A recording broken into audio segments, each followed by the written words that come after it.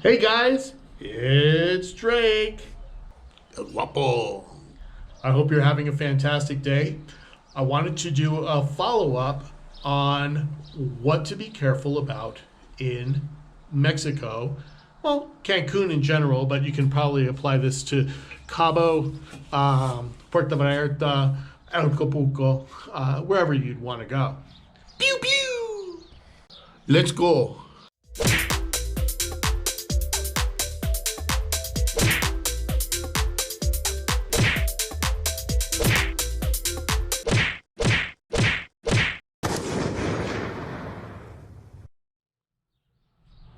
One of the best travel tips you'll ever get from me.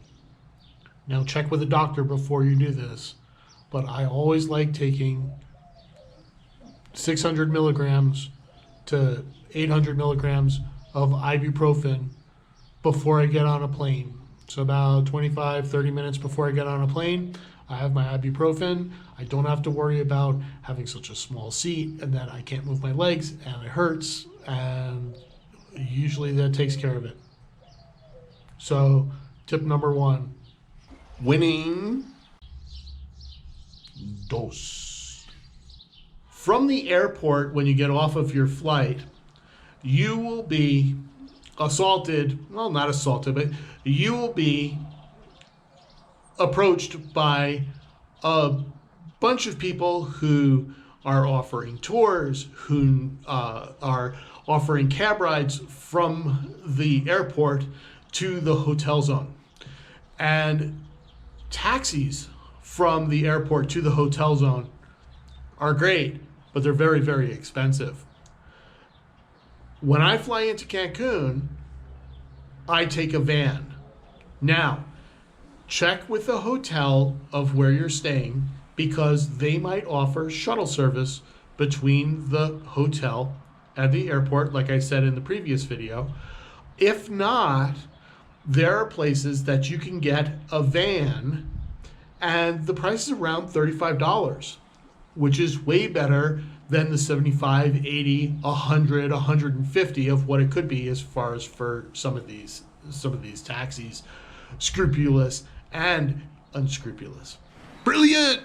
Tres. Big tip in Cancun. And this is again going to sound very weird.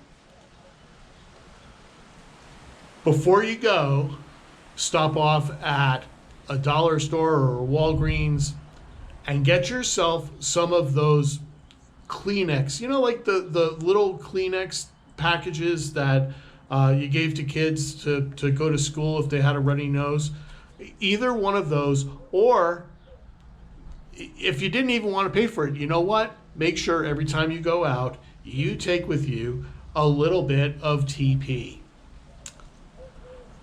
I've been in places where they've had normal TP. That was great. It wasn't Cottonelle, but it is what it is.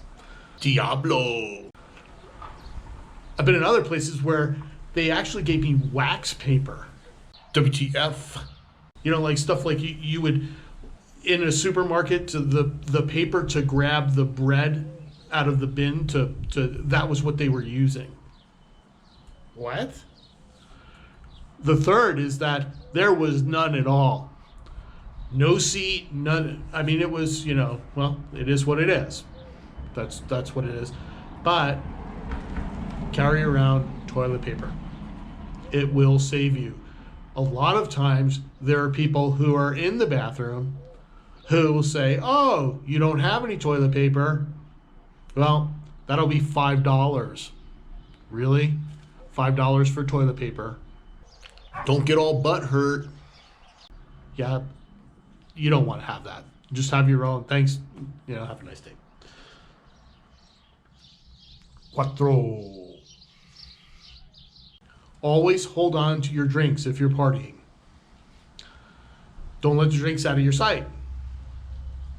Now for me, usually the drink is attached directly to my lip until it's gone, but that's my issue. Yeah, and the reason why I'm saying that is, as you probably have guessed, I don't want to have anything go into your drinks as far as for roofies, who wants to deal with that?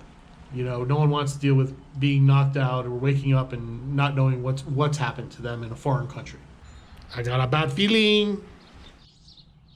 Cinco. Here's another strange thing, weird thing. It happens a little bit more outside of the hotel zone. The hotel zone have their own tourist police, and they're used to dealing with tourists from a lot of countries, especially Cancun, a lot of Germans, French, Italian, British, Israelis, and Americans as well. They have tourist police that patrol that kind of area and are used to what tourist crimes are, and just people not knowing, obviously, as to what the law is. Outside of some of these areas, there are some police who, again, are unscrupulous. Bro. And one of the things that they may do is to someone who's on the beach, let's say a guy and a girl on a beach later on at night, and they wanted to watch the stars and the moons or the shooting stars, and they're on the beach late at night, police officers actually will come up to them and say that they're breaking the law and try to get money out of them for staying on the beach. Now, this also happens to girls who are alone. Let's say that they were on the beach for whatever reason, they missed a boat, or to get back to the mainland, wherever they are, they're on this beach. They figure, well, we'll just stay up and party all night and, go home the next day and catch the next ferry out the next morning. Police might come up and say, hey, you know what? You're breaking the law, young lady, and we want money from you. Yeah, not a good thing. What I've heard as to the suggestion is for the victims of this, the girls, the guys, to scream out, ayúdame, ayúdame, help, help. Usually the police officers will not know what's going on, or they might just not want the attention because they know that they're in the wrong. I've also heard, whatever you do, do not let them put handcuffs on you, as far as for them telling you that you're breaking the law. Now all of a sudden, I know, again, this sounds very strange because I would never think this way, but, don't get handcuffed, scream ayúdame, scream help, try to draw attention to yourself. Run. Police officers usually will run away. Again, police officers in these countries don't get paid a lot, and that's typically why they do this kind of stuff. Here's a very important thing. Cease. Negotiate a cab ride before you get in the cab. Again, I'm used to getting into a cab, the guy turning on the meter, it's already $2.35, and then for the next eighth of a mile is another 25 cents, and you can see this thing click, click, click, click, click. You're in a foreign country, and a lot of times those meters aren't working. Now, I've had this happen in other countries as well, especially Thailand. Same thing. Let's turn this on, and nope, there's no clicking. We don't know what's going on. Negotiate the cab before you get in. Know approximately how much it's going to be. So if the cab ride is going to be $25 or $30, that's what it should be. If the cabbie says to you, look, it's $25, okay, great. If the cabbie says to you it's going to be $80 or $90, well, you know what? Hey, I'm going to get the next cab right down over there. Toodaloo. It can be with another person. Ain't no one got time for that. Siete. Big, important thing. Pay in pesos. They don't want to do exchange rates. And they'll have very bad exchange rates for you. You can save a lot of money on your trip by paying in pesos rather than US dollars. Every day, if you need to get pesos, really simple, find a bank. And here's the other part to this. Don't use an ATM. The fees are going to be incredibly steep. Go and find a bank. They have them all over the place. Go to the teller. Say that you want to exchange money. You could even, if you don't know, you could always ask somebody who works on tips, right? Who speaks a little bit of English, saying, hey, when you get English, when you get American dollars, where do you go to exchange it? the locals will know, because the locals don't want to pay those fees. And the locals are, oh, go down here to this bank, walk in, speak to Sheila. Yeah, she knows. She'll hook you up. Absolutely. Do something like that. But exchange the money. Now, do not get out too much money. There's really no reason to walk around with $500, $600, $700, $800. I just don't want you to be a huge victim, right? You can go day by day. Stop off at the bank one day. The next day, oh, you're running low on pesos, or the day after that, running low, go back. You don't have to do it all at once, but what's the big deal, right? The worst part about it is going back into your home country and having all these pesos with you that obviously in your home country, really no one's going to deal with. I can't walk into a Walmart and say, well, here, let me pay you in pesos, right? Yeah, I could go back to the bank or wait until I go back to Mexico again. Obviously, it takes a little bit of time. Siempre. So that's another thing to consider is ocho. When people approach you, it's okay for you to say, thank you, but no, I'm fine. No. Thanks. No, I really don't need that, but thank you for offering.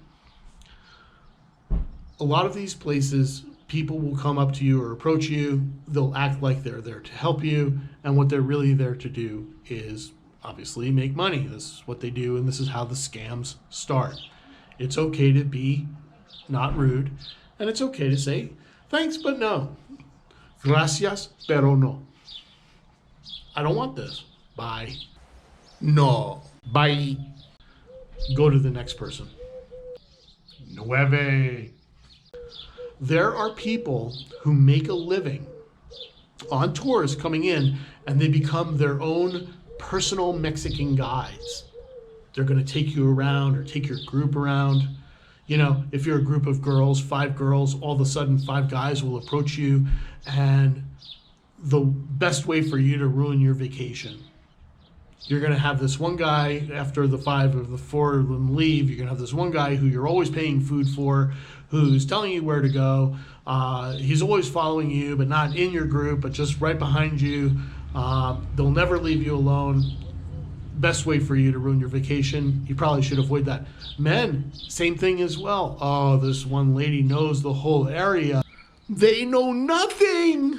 And she's the tour guide, and why don't we take you in and out and around the place and go over there? No, just avoid it. Do it by yourself. Even if you're the first time traveler, don't worry about it. You have Google. Diaz. When you're out at bars in Mexico, you can have a VIP table. Now, I'm not talking about a VIP room. I'm talking about a VIP table at a bar. It will be less expensive for you and your group to have a bottle brought to your table or a bucket of beer than it will be for you to just order a la carte and keep on having things going in. Plus, you get excellent service, plus that bottle is always there. So that might be something to consider as well as far as for saving money. Thank you for checking out this channel. I really do appreciate it. It's been a lot of fun.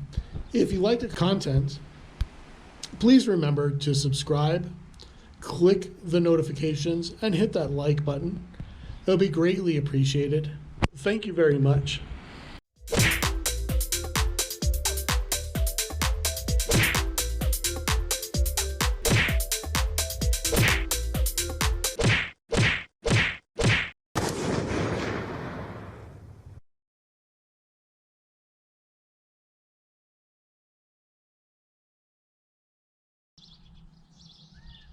Ain't no one got time for that.